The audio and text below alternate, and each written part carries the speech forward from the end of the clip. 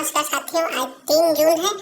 BSNL third PRC के regarding BSNL management के साथ बीएसएनएल के जो एम्प्लॉय यूनियन के नॉन एग्जीक्यूटिव का बीएसएनएल ईओ के सेक्रेटरी हैं पी अभिमन्यु जी, उनका कुछ मीटिंग हुआ था। उस मीटिंग में क्या बात हुई थी, वेज रिवीजन कमेटी का नेक्स्ट मीटिंग कब होगा, सारी चीज़ों पर डिस्कस हुआ था। और बीएसएनएल के कुछ खामियां हैं जो जैसे कि 4G सर्विस बार बार आउट हो जाता है, तो सारी चीज़ों पर डिस्कस हुआ था। तो हम देखते हैं एक एक करके, आप वीडियो में लास्ट तक बने रहिए। BSNL EO meeting with Shri Rajiv Soni, chairman of wage revision committee. जैसे वेज रिवीजन कमेटी के जो चेयरमैन अभी है राजीव कुमार सोनी जी है, कब अनिमेश मित्रा प्रेसिडेंट एंड कॉम पी Abhimanyu GS met Shri Rajiv Soni chairman of wage revision committee and discuss about the next meeting of the wage revision. देखिए, जो पी अभिमन्यु जी हैं वो और अनिमेश मित्रा जी हैं, जो उन्होंने लोगों ने आज मीटिंग किया था।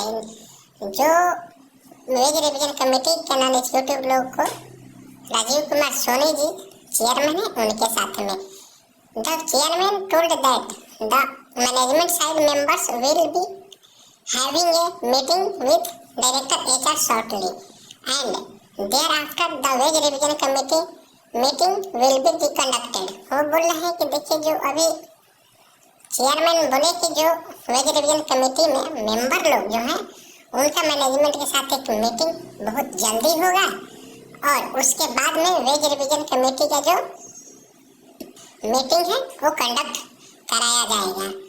Both the president and general secretary urged upon the chairman to hold the meeting at least in the 2nd week of June। वो बोल रहे हैं कि जो दोनों लोग गए थे प्रेसिडेंट और जनरल सेक्रेटरी बीएसएनएल को, उन लोगों ने बोला कि जो है अभी जितना जल्दी हो सके कम से कम आप जून के दूसरे वीक में मीटिंग करिए वेज रिवीजन कमेटी का। The chairman agreed for this, chairman जो थे उसके लिए एग्री हुए हैं।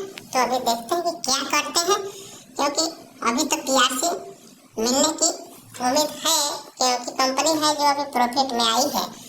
तो 280 जैसे फोर्थ क्वार्टर में बीएसएनएल है, थर्ड क्वार्टर में भी प्रॉफिट में आई थी और फोर्थ क्वार्टर में भी प्रॉफिट में आई है। फोर्थ क्वार्टर में 280 करोड़ के आसपास प्रॉफिट में आई है। तो हम देखते हैं, उम्मीद है कि जून के दूसरे वीक में मीटिंग होने की संभावना है, जैसा कि इन्होंने अर्ज किया है।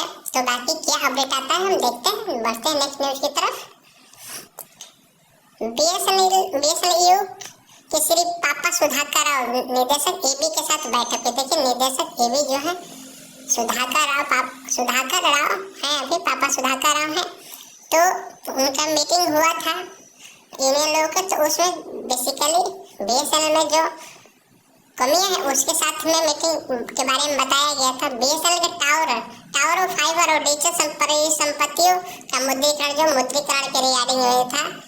और हम देखते हैं कि पूर्वोत्तर सर्किलों में ओएफसी मार्गों में बार बार व्यवधान। वो बोल रहे हैं कि जो पूर्ववर्ती राज्य हैं उनमें ओएफसी जो रूट है, जैसे कि असम NE1 और NE2 सर्कल संयुक्त सर्कल सम्मेलन हुआ था, और मुद्दा उठाया गया था कि बार बार सर्किल जो में फाइबर कट जाती है।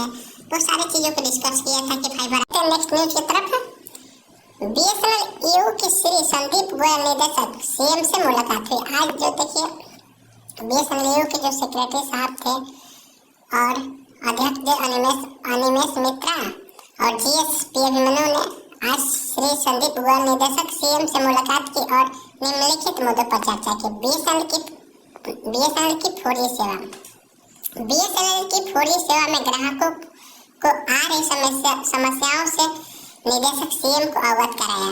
निदेशक सीएम ने जवाब दिया कि कुल मिलाकर समस्याओं का समाधान कर दिया गया है और ग्राहकों को अच्छी गुणवत्ता वाली 4G सेवा प्रदान करने के लिए अभी भी प्रयास किए जा रहे हैं।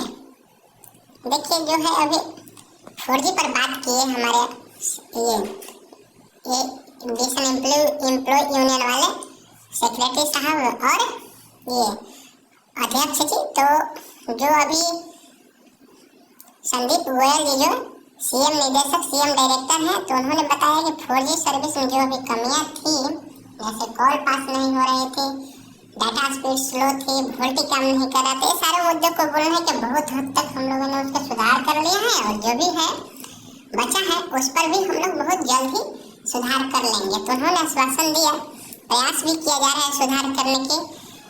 ग्राहकों को ई सिम जारी करना, ये बात बहुत बेहतरीन है। अभी जैसा कि जियो, एयरटेल, जितने भी प्राइवेट कंपनियां सब में ई सिम आ जाती है। ई सिम वो सिम होता है जो कि मोबाइल में मैनुअली नहीं लगाया जाता है, उसका कोई स्लॉट नहीं होता है, आपको मोबाइल में कॉन्फ़िगर कर दिया जाता है, उस सिम का ऑफ हो जाता है। तो बीएसएनएल में अभी ई सिम नहीं है, ई सिम की फैसिलिटी नहीं है। ग्राहकों को ई सिम जारी करना, बताया गया कि ई सिम की अनुपलब्धता बीएसएनएल के उच्च श्रेणी के ग्राहकों में असंतोष पैदा कर रही है। निदेशक सीएम ने जवाब दिया कि हमारे ग्राहकों को ई सिम जारी करने के लिए शीघ्र कार्रवाई की जा रही है। देखिए, ईडी के जो अभी डायरेक्टर थे वो बताए कि सीएम के संदीप गोयल जी जो बताए कि ई सिम जारी करने के लिए बहुत जल्दी वो भी ई सिम जारी कर दिया जाएगा बीएसएनएल में। एयर फाइबर सेवाओं का प्रावधान, बीएसएनएल द्वारा आज निदेशक सीएम को बीएसएनएल द्वारा शहरी क्षेत्रों में एयर फाइबर सेवा के प्रदान करने के संबंध में एक पत्र दिया गया। देखिए, जो अभी है बीएसएनएल जो है एयर फाइबर जो है रूरल एरियाज में लगाता है, शहरी क्षेत्र में नहीं लगाता है। तो यूनियन वाले को मानना है कि शहरी क्षेत्र में भी अगर लगाएगा बीएसएनएल एयर फाइबर तो उसका राजस्व जो है उसमें सुधार आएगा। निदेशक सीएम ने इस पर विचार करने का आश्वासन दिया। तो यही है कि जो एयर फाइबर अभी शहरी क्षेत्र में लगाने से क्या है कि जो कस्टमर मान लीजिए कि शहरी एरिया में आपको फाइबर पे है, अभी भारत फाइबर पे है, वो वहाँ फिजिबल नहीं है तो एयर फाइबर दिया जा सकता है शहरी क्षेत्र में। वैसे तो देखा जाए तो एयर फाइबर थोड़ा कॉस्टली होती है, तो भारत फाइबर जो है फाइबर फैसिलिटी जो है वो बहुत ही बेहतर है। तो 4G और बीएसएनएल सर्विस के रिगार्डिंग जो इन्फॉर्मेशन था, अभी हालांकि बीएसएनएल की जो 4G सर्विस है तो वो बेहतर है, डाटा स्पीड उसका अच्छा है और कॉलिंग जो है अभी कॉलिंग की भी फैसिलिटी बहुत ही अच्छा है।